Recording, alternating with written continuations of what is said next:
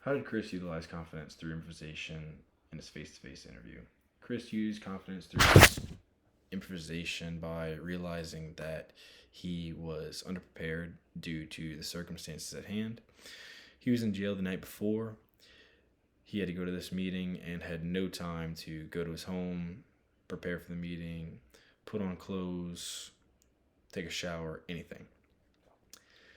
Because of this, he had to use his speech and his knowledge to get him through the meeting since he did not look the part. Um, he had paint in his hair, paint in his hands, did not show up in a suit and tie, showed up in a wife beater, a jacket, and just did not look the part at all. And let's see. Compare and contrast if Chris' interview would have happened Zoom rather than face to face it did in the movie. So, if this was over Zoom and not face to face, Chris would have had the opportunity to be in the comfort of his own home. He wouldn't have been face to face with the four people in that meeting, so he would have been a lot more calm. His voice wouldn't have been as shaky, and he would have had a lot more time to prepare. He would have been able to take a shower. He would have been able to put on different clothes since he'd been in the comfort of his own home, and he could have looked way more presentable. And he could have just been looked way more of the part. Could have impressed them with what he was wearing, fix his hair.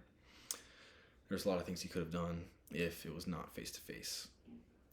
And let's see, what drawbacks do you think the Zoom meeting would present rather than face to face?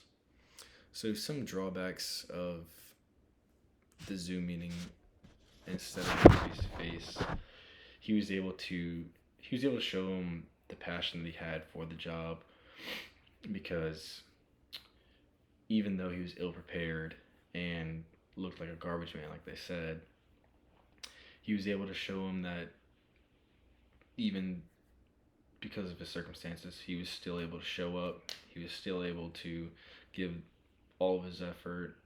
He was able to show them that he wanted to be the man for the job. And he used, whenever the guy said that Chris raised his hands up and he said, "Now, if I don't know the answer to the question, I will make sure that I will get the answer to the question." So, if he was not face to face and on a Zoom call, he wouldn't have been able to show the people in there the passion that he had for it, because it was over the camera and not in the room, so they couldn't see his body movement, his body language. They couldn't really see anything, because you could barely see me in this.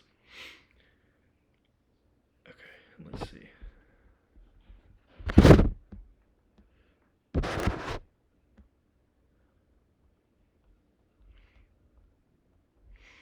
Okay, and so some ways to reduce the communication apprehension in his meeting, like I said before, he didn't look the part at all. Now I get that he had, been in jail and everything, but one of the biggest things when you're going to a meeting is looking the part, making sure you're well dressed and everything. That was one thing he did not do. And one thing he really did very well was keeping things in perspective. Now he realized the circumstances, realized he was ill prepared, but he still went into the meeting with confidence and showed them that he was the man for the job. And in the end, the guy comes back and tells him that, "Dude, we want you," and he was the man for the job. And another thing that he did was visualize success through positive speaking.